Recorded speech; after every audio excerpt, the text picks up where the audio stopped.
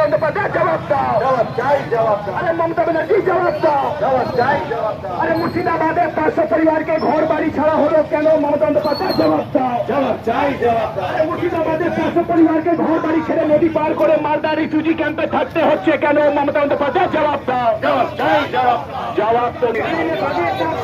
মুর্শিদাবাদে 500 পরিবারকে নদী পার করে রিফিউজি ক্যাম্পে থাকতে হচ্ছে কেন? জবাব দাও। 26,000 চাকরি, কোটি কোটি টাকা তোমার ভাই বোন লুট করলো কেন?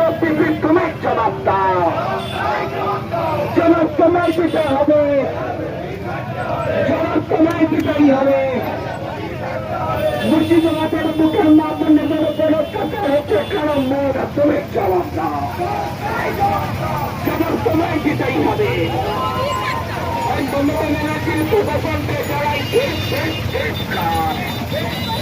মমতার প্রশাসনকে চালাই